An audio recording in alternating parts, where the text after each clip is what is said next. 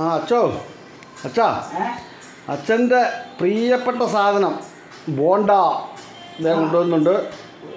എൽസു കൊണ്ടുവരുന്നുണ്ട്. ഇതേ മേടിച്ചോ. അത് അടിപൊളി. നോക്കിയത് ബ്രെഡും ഉണ്ട്. ആ ബ്രെഡും കൂടെ കൊടുത്തു വിളിച്ചാക്കി.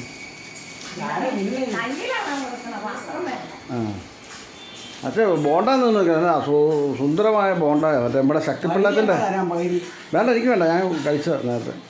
ശക്തിപിള്ളാച്ചൻ്റെ കടയിലെയാ. എങ്ങനെയുണ്ട്? നല്ല രുചിയാ. അയാളുടെ സാധനം എല്ലാം അങ്ങനെയാ.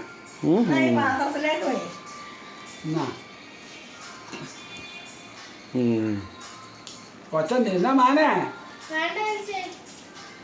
മേടിച്ചു വന്നു.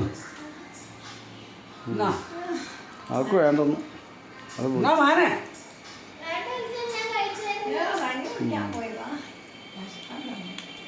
എങ്ങനെയുണ്ട്? വേണ്ട വേണ്ട, ചോറ് കഴിക്കാനില്ല. ഇനിയിപ്പോൾ ഇത് കഴിച്ചാൽ കാരണം അച്ഛൻ ചോറ് തന്നെയാലായിരിക്കുമല്ലോ. കുറേ കഴിഞ്ഞിട്ട്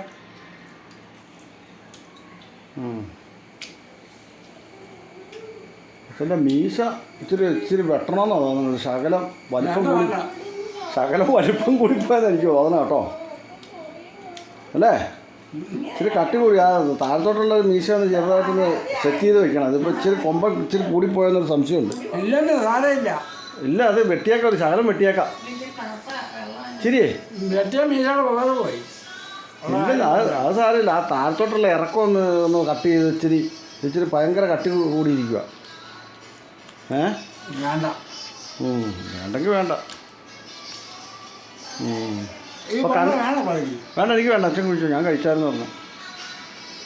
ഇപ്പോൾ ബ്രെഡും കൂടെ ഉണ്ട്. ബ്രെഡ് അച്ഛന് ബോണ്ടയുടെ ഇഷ്ടം. നല്ല ബോണ്ടയല്ലേ അത്? ഞാൻ പറഞ്ഞ് കഴിച്ചോ. നല്ല